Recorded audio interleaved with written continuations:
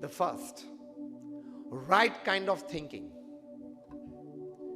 Because man, at the end of the day, is a bundle of his own thoughts. What you think the whole day, you become in the evening. What you think whole your life, you become at the end of your life. If you think right, if you think high, if you think ethical, you will live not just a wonderful and a beautiful life, you will live a wise life as well. Thinking makes all the difference.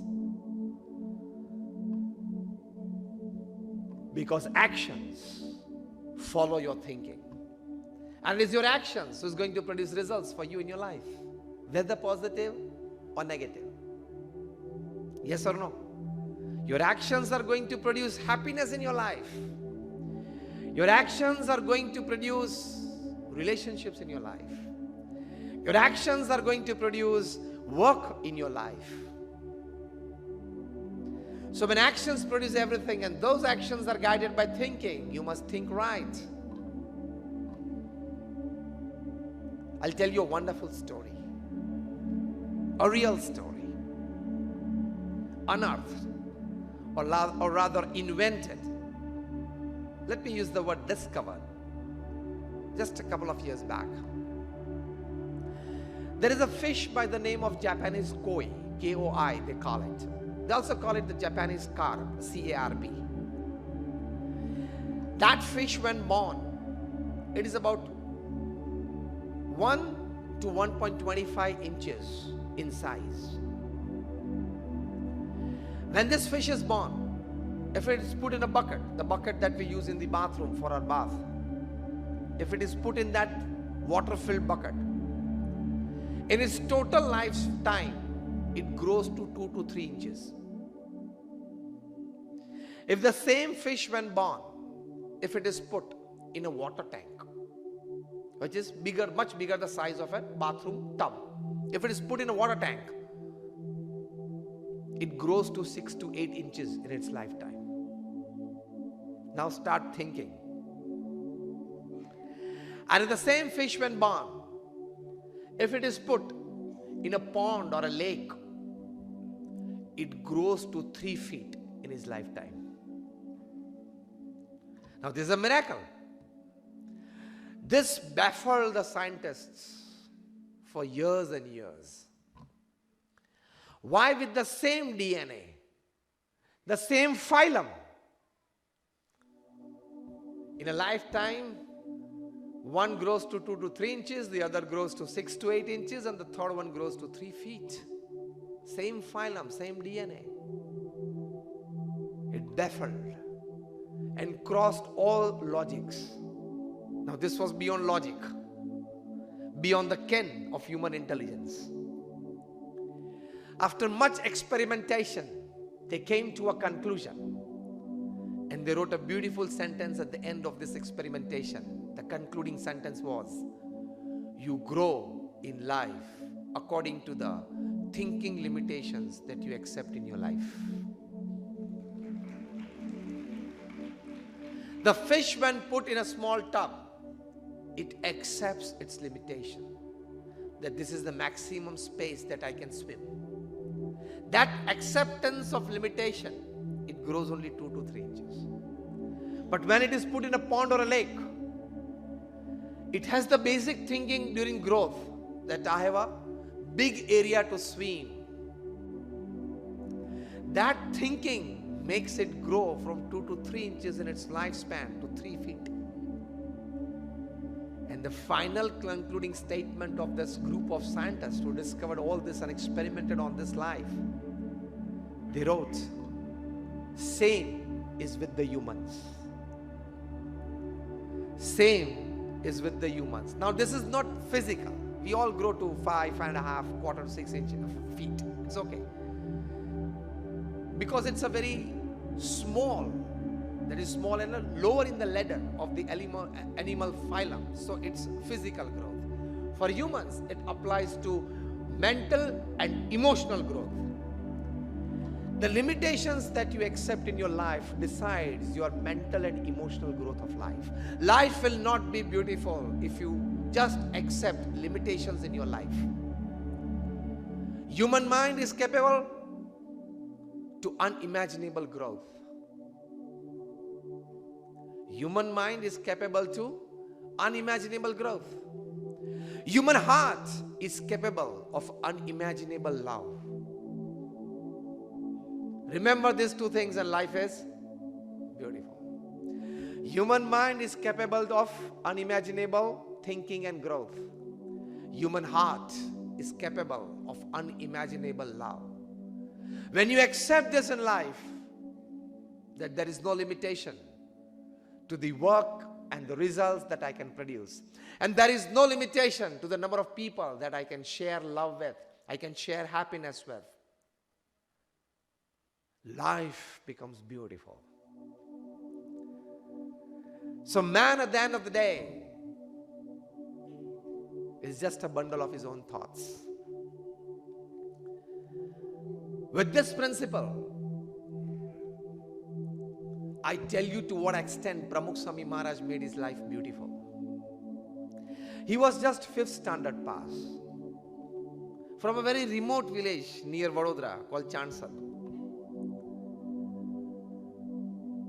And he took Diksha from his Guru when he was just 17 in the year 1939, perhaps before anybody of us were born. He lived upon this earth for 95 years. He just passed away 2.5 years back. He made this BAPS organization a worldwide organization, single-handedly. One-man show. He was a one-man colossus. He was a one-man organization. Ek vyakti sanstha the. He was the personified form of an organization. Why I tell you this? Single-handedly. आप ये एक campus देखते हो, ये योगी सभागृह 3 मंजिले का आप देखते हो, पीछे बहुत बड़ा मंदिर है आप देखते हो. यहाँ सायन में हमारी प्रमुख स्वामी आई हॉस्पिटल है, शायद आपने देखी हो, where we have about 300 OPDs every day. We run it on a trust basis. Vashi में हमारी बहुत बड़ी आर्ट गैलरी है, वहां भी एक कन्वेंशन सेंटर है. ऐसी छोटी मोटी संस्थाएं.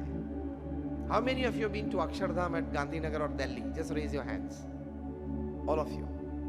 It was built, created by Pramukh Swami Maharaj. Such 1,300 mandirs all over the world and more than 80 hospitals, hostels, schools and colleges. You go on number 8 National Highway, you start from Abu and you reach Mumbai. Every 25 kilometers you will see a BAPS institute. Imagine one person, more than 70, 80 hospitals, hostels, schools and colleges created and well administered. No limits if one person decides to do selflessly. That makes your life beautiful. If you bring out your full potential to create something which overall is not just beneficial to you, definitely your work, your success, but it contributes to the wellness of the society at large as well. You've seen Delhi Akshardham, it's 110 acres of land on the banks of Yamuna. Now on 265 acres of land at Robbinsville in New Jersey. Beautiful exhibition of Indian culture, Indian tradition. 7,000 artisans are working in Rajasthan for the Akshardham America project at present when I'm talking to you. And the carved stone is shipped to US. You can imagine the logistics. And we are going to inaugurate it in 2021 August. At that time, what is Vatican to Christians and what is Mecca to Muslims would be Akshardham to Hindus. That project was conceived, planned and paper administered by Pramukh Swami Maharaj. He initiated 1100 saints like us. Out of those 1100, more than 750 of them are graduates, postgraduates, chartered accountants, doctors and engineers. Out of those 750, more than 150 saints are born American and British citizens. Out of those 150, more than 50 of them have graduated or post-graduated from Stanford, from Harvard, from Yale, from Carnegie Mellon, from Oxford. Many of our saints have left aside jobs of $150,000, $200,000 at the age of 25, 26 and been a saint in the organization. So this was Pramukh Swami's work of joining youngsters coming from well-educated and cultured families into mainstream social service in the society and mainstream spirituality. He created a volunteer force of 55,000. He has been in the Guinness Book of World Records 6 times. When he built 354 temples, the Guinness Book of World Records wrote for him that he is the master builder of the 20th century. What would Guinness write when he built 1100, 1300? No word in the dictionary to describe his work. He traveled to 18,000 villages for the upliftment of humanity in all walks of life. He read and answered more than 7.5 lakh letters in his lifetime. He met more than 2 million people personally, solving their issues, hearing them.